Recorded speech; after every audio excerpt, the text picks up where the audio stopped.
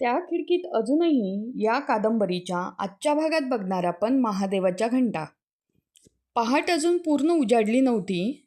डोंगराच्या मागून हलकासा केसरी प्रकाश हळूहळू गावभर पसरत होता. रात्रीच्या पावसामुळे हवा थंड झाली होती. ओल्या मातीचा सुगंध संपूर्ण परिसरात भरून राहिला होता. महादेवाच्या मंदिराच्या कळसावर बसलेले पांढरे पक्षी अधूनमधून पंख हलवत होते. आणि मग मंदिरातील पहिली घंटा घुमली.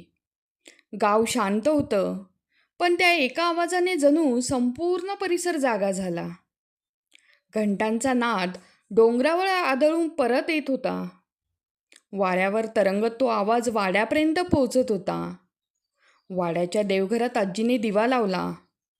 तुपाच्या दिवाचा मंद प्रकाश देवघरभर पसरला.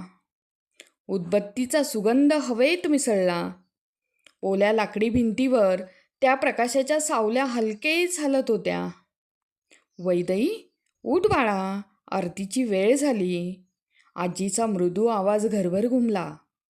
वरच्या खोलीत खिडकीजवळ झोपलेली वैदई हलकेच जागी झाली.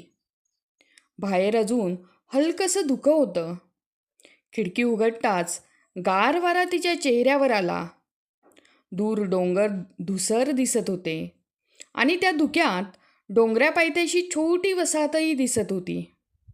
तिच्या ओठांवर नकळत हलकंसं हसू उमटलं.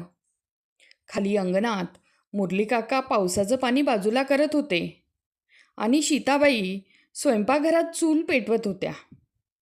लाकडाचा धूर आणि वेलदोड्याच्या चहाचा वास हवेत पसरू लागला. वाडा पुन्हा एकदा जागा होत होता. पूर्वीसारखी मोठी वर्दळ आता उरली नव्हती, तरी त्या घरात अजूनही एक वेगळी ऊब जिवंत होती.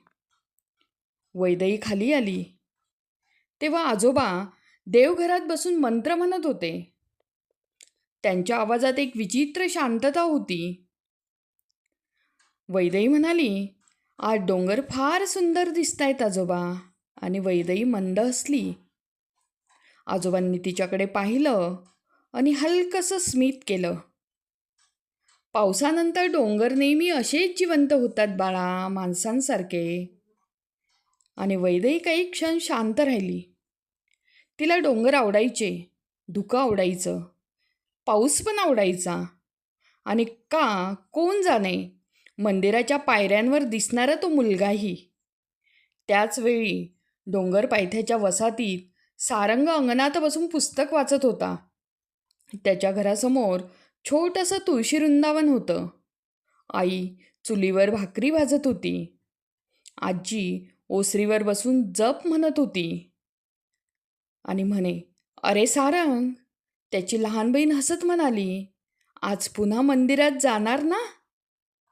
सारंगने पुस्तकातून नजर वर केली आणि म्हटला, का ग? ती खट्याळपणे हसली.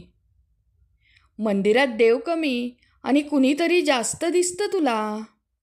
आईने हलकंसं हसत तिला गप्प बसायला सांगितलं. सारंगच्या चेहऱ्यावर नकळत लाजरेपण उतरलं.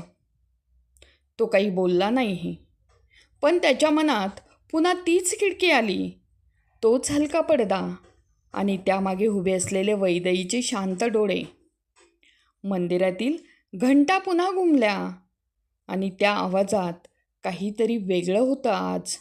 जणू त्या घंटांना दोन मनात हळूहळू फुलत चाललेलं गुपित समजलं होतं.